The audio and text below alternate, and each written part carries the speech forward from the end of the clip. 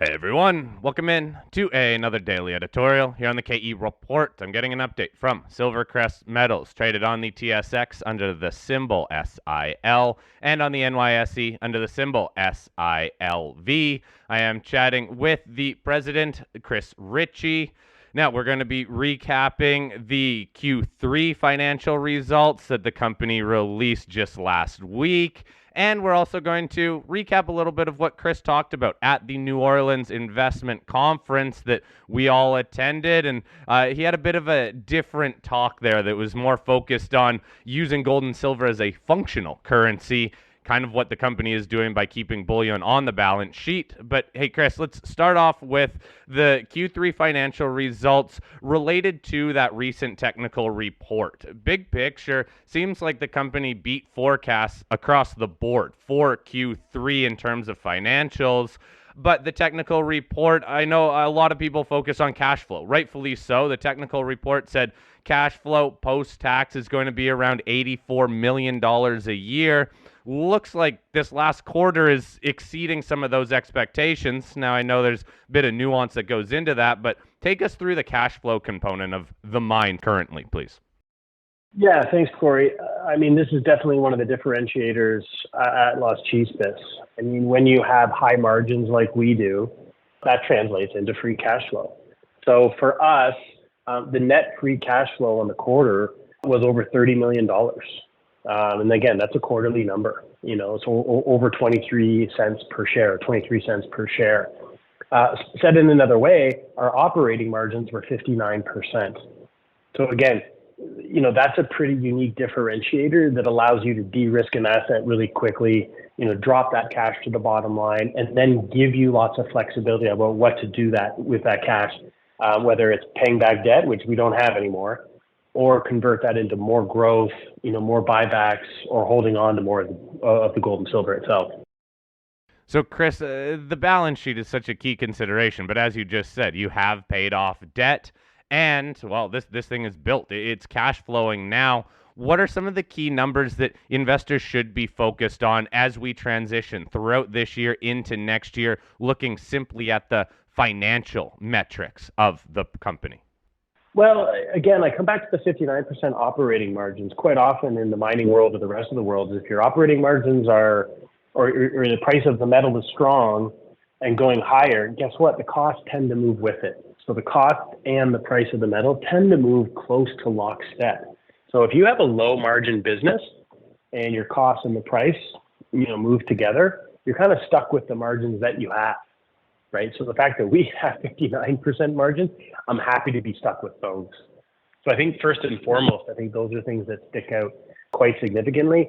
Obviously, in our conference call, we talked about how accessing capital is really, really difficult and the cost of capital is really, really high.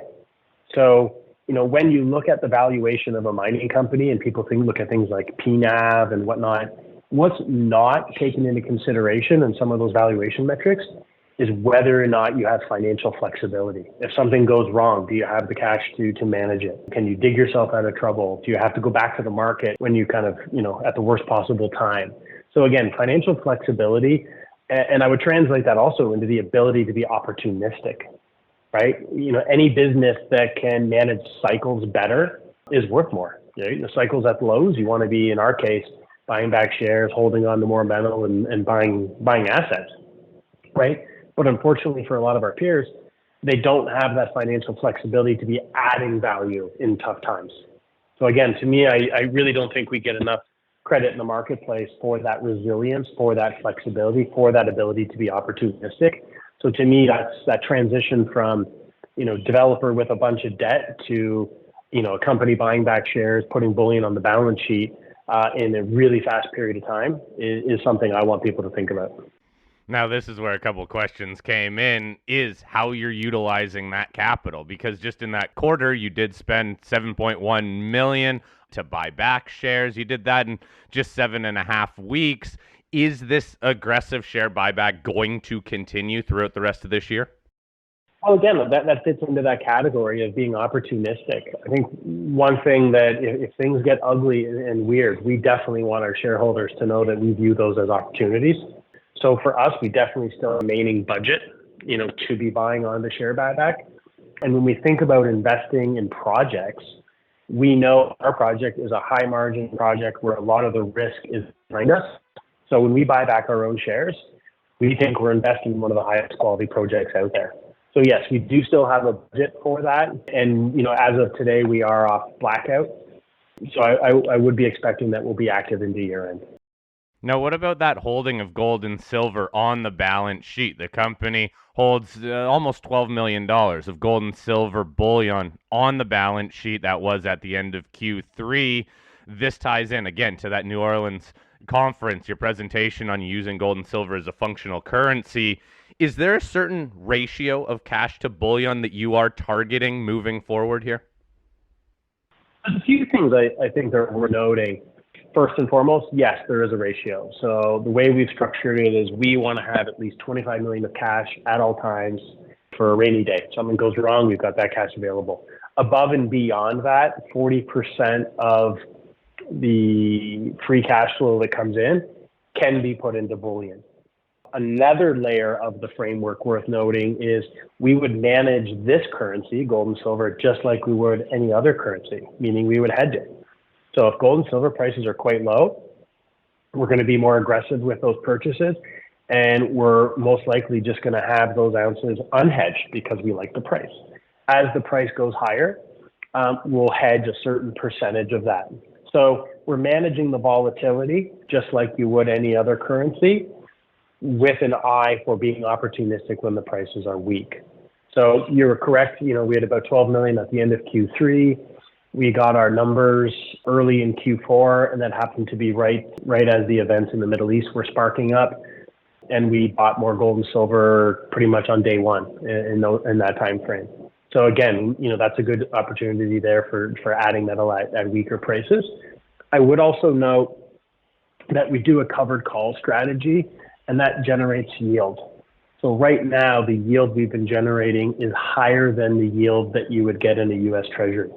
So quite often, gold goes down when treasuries go up, or at least the yield on treasuries go up, because people say gold doesn't give you a yield, right?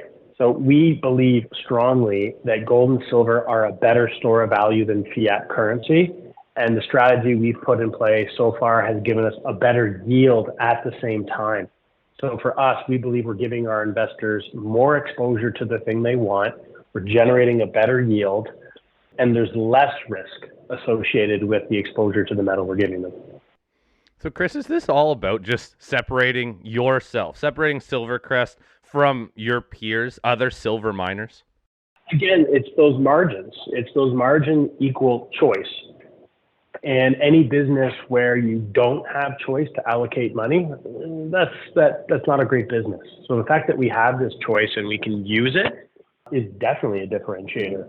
So again, we also look at it slightly differently in that, we also want to do our part to tighten up the supply and demand of the metal, right? I mean, you look at people who are buying ounces via retailers and wholesalers, which is great. But if they can also buy miners that can give them leverage by finding more ounces, buying back shares, and buying bullion, there's more leverage.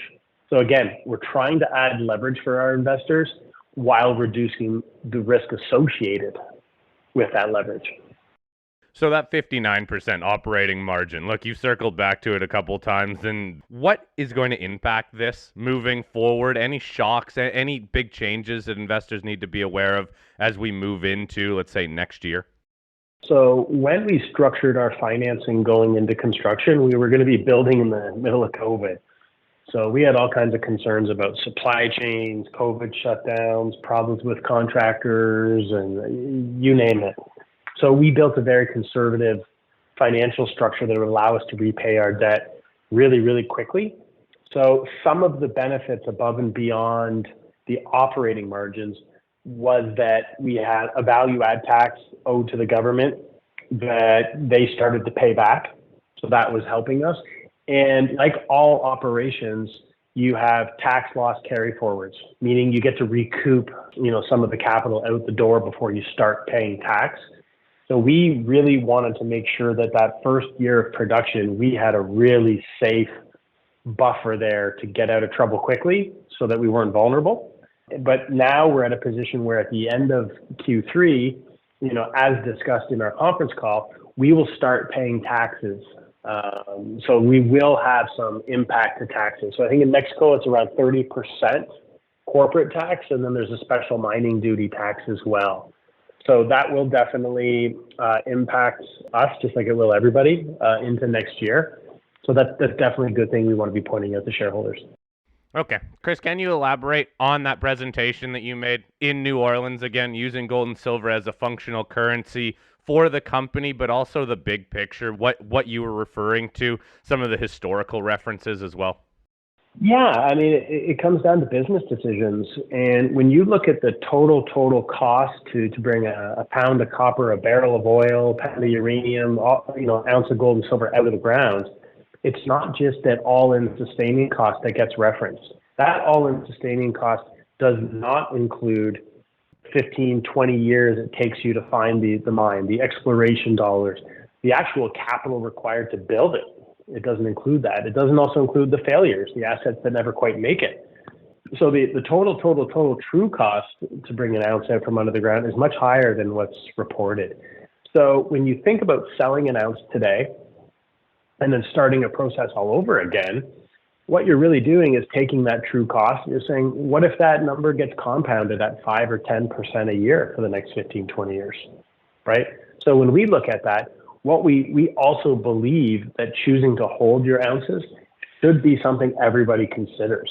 So that's the first part. It's the true cost to get the ounce and the cost to replace the next ounce, right? So that's one thing. Another very interesting data point is that if you take the foreign reserve holdings of the BRIC countries today that have all been very vocal about trying to get off the US dollar. Now, we all know all fiat currencies are problematic, and the US dollar is probably going to remain the strongest. But when there are alternatives to fiat currency, those are going to be used, in my opinion, more and more. So if you take 1% of the foreign exchange reserves of those BRICS, that is it's equivalent to 27% of the annual gold supply.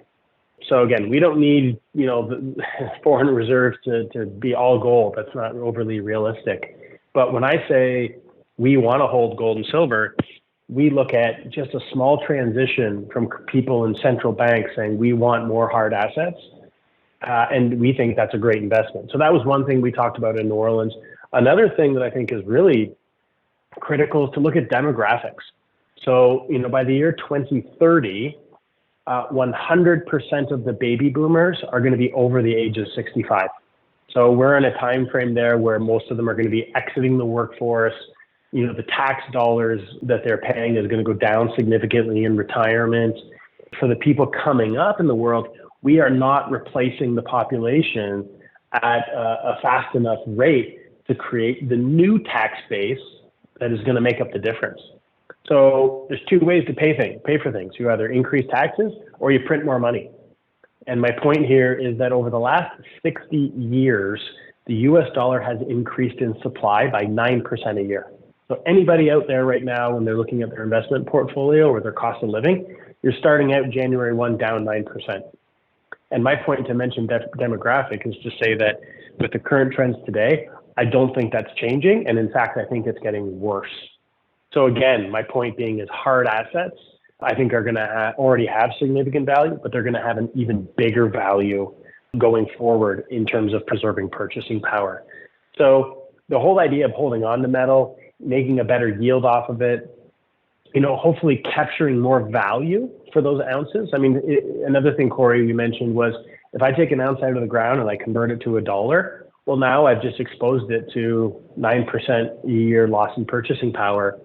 Whereas if I take an ounce out of the ground and put it into bullion, I've increased the value for shareholders. Because again, an ounce above the ground doesn't have any operating risk, doesn't have any, exposure to increase in cost to get out of the ground.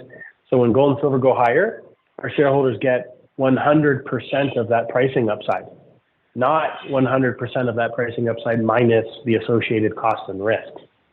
So again, we believe we're actually adding value for our shareholders by holding bullion. And again, it's a preferred store of value. So happy to share that and talk more about it. But that's something, again, we think is a massive differentiator for us. All right, before I get you out of here then, Chris, I do want to talk about kind of the growth aspect of the company. Since you are cash flowing so much, I know a lot of people are wondering when you're going to go out there and maybe use that cash to acquire something. We've addressed that on other calls. But what about the exploration front? What's the company doing in terms of exploring just the Las Chispas property around the mine? One of the things in exploration is the best place to find ounces are right next to the ones you already have. So on our property, we have ounces we've already found. They just haven't been drilled to a high enough confidence level to be included as reserves. So that's going to be an obvious focus for us. Then there's also areas in the property we haven't drilled, right? So that for us is also quite significant in terms of potential. So that's what we're going to work on. And also regionally, if we were to find another asset within haulage distance of Las Chispas, that has the potential to add value because we won't have to build another processing facility. So again, we had wished to do a lot more of this work during the ramp up, and we definitely communicated that to the marketplace. But the reality was we were just tied up with the ramp up of the mine itself. So we're happy now to be able to shift resources now to focus on that. All right, Chris, thank you very much for this update. I'll post a link to those Q3 financials so everyone can read over those. And please send me any more questions that you have for Chris, and I will get him to address those in future interviews. Chris, thank you very much for this update. Hope you have a great rest of your week. Thanks, Corey.